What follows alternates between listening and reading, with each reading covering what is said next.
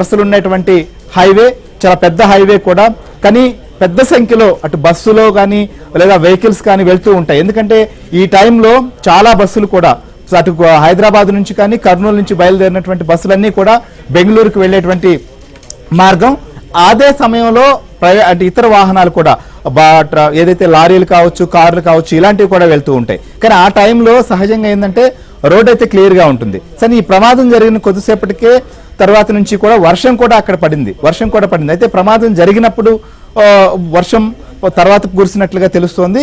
So అదే టైంలో ఉంటే కొంత ప్రమాదం తగ్గేదేమో. మొత్తానికైతే మాత్రం ఆ బస్సు సంబంధించినటువంటి ప్రమాదం జరగడానికి ప్రధాన కారణం బైకును ఢీకొనడం, ఆ బైకుకు మంటలు వ్యాపించడంతో ఒక్కసారిగా బస్సు కూడా కాలిపోయినటువంటి పరిస్థితి. సో అలా క్రమంగా ఒక ప్రమాదం జరిగినటువంటి వెంటనే కూడా పూర్తిగా మంటలు మొత్తం బస్సుకు వ్యాపించడానికి కొంత సమయం పడుతుంది. కానీ ఇది ఏసీ బస్సు కావడంతో ఒక్కసారిగా మొత్తం స్ప్రెడ్ అయినట్లుగా తెలుస్తోంది. స్ప్రెడ్ అయిన తర్వాత పొగ ఫస్ట్ వచ్చినప్పటికీ ఆ కొంత మెలకువలో ఉన్నటువంటి వారు, ఏదో ప్రమాదం జరిగిందని గ్రహించినటువంటి వారు, లేదా అక్కడ సెకండ్ డ్రైవర్ కానీ మిగిలినటువంటి వాళ్ళు ఎవరినన్నా అలర్ట్ చేస్తే వాళ్ళు కొంతవరకు దూకగలిగారు బస్సులో నుంచి అద్దాలు బ్రేక్ చేసి. కానీ మిగిలినటువంటి వాళ్ళు రాలేనటువంటి పరిస్థితి. సో ఆ మార్గంలో వెళ్తున్నటువంటి కొంతమంది కూడా కొన్ని అద్దాలు కూడా పగలగొట్టి కొంతమందిని కాపాడేటువంటి ప్రయత్నం చేసినారు. కానీ మొత్తం ఉన్నటువంటి వారు బయటికి రాలేనటువంటి పరిస్థితి మాత్రం అనేది అర్థమవుతుంది. అందుకోసమనే ఈ ప్రమాదంలో ఇంత పెద్ద సంఖ్యలోనే మృతుల సంఖ్య ఉంటుంది అనేది మనకు తెలుస్తోంది.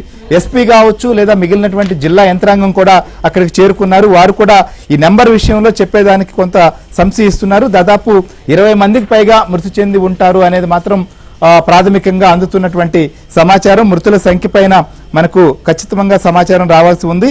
సో ప్రమాద సమయంలో ప్రయాణికులైతే మాత్రం 39 మంది వరకు ఉన్నారు అనేది ఇప్పటి వరకు అందుతున్నటువంటి సమాచారం. వారిలో 12 మందికి మాత్రమే స్వల్ప గాయాలు అయ్యాయి. సో వారందరూ కూడా గాయాలైనటువంటి నవీన్ కుమార్, అఖిల్, జస్మిత, అకీరా, రమేష్, జయసూర్య, సుబ్రహ్మణ్యం, రామిరెడ్డి, వేణుగోపాల్ రెడ్డి, సత్యనారాయణ, శ్రీలక్ష్మి వీరందరూ కూడా కర్నూలులో చికిత్స పొందుతున్నారు. వీరందరూ కూడా సేఫ్.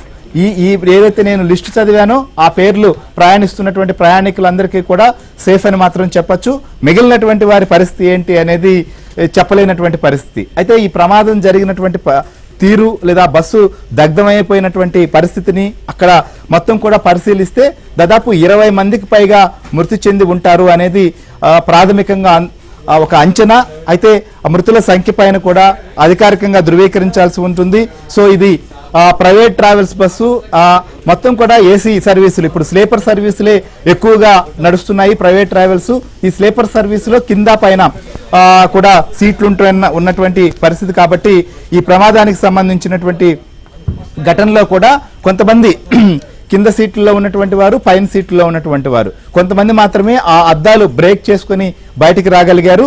సో దాదాపుగా 38 నుంచి 44-46 మంది వరకు ఈ ప్రైవేట్ ట్రావెల్స్ లో ప్రయాణం చేసేటువంటి అవకాశం ఉంటుంది. ఒక్కొక్క బస్సును బట్టి ఆయా కెపాసిటీ కూడా ఉంటున్నాయి. కొన్ని దాదాపు 38 మంది వరకు పరిమితం చేస్తే కొన్ని ట్రావెల్స్ బస్సులో 40 మంది వరకు ప్రయాణించేటువంటి పరిస్థితి కూడా ఉంటుంది.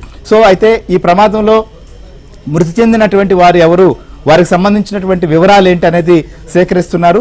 అయితే ఈ ట్రావెల్స్ బుకింగ్ జరిగినటువంటిది ఆన్లైన్ ద్వారా కొంతమంది బుక్ చేసుకున్నారు. కొంతమంది ట్రావెల్స్ ఆఫీస్ నుంచి కూడా ఏజెంట్ల ద్వారా బుక్ చేసుకున్నట్లుగా తెలుస్తోంది. సో వారికి సంబంధించిన డీటెయిల్స్ అన్నీ కూడా ఆ బస్సు బయలుదేరేటప్పుడు హైదరాబాద్లో కావచ్చు వాళ్ళందరూ కూడా అన్ని చెక్ చేసుకుంటారు. వారికి సంబంధించిన ప్రయాణికుల పేర్లు ఏంటి, వాళ్ళ ఫోన్ నెంబర్లు, ఆ వివరాలన్నీ కూడా ఉంటాయి.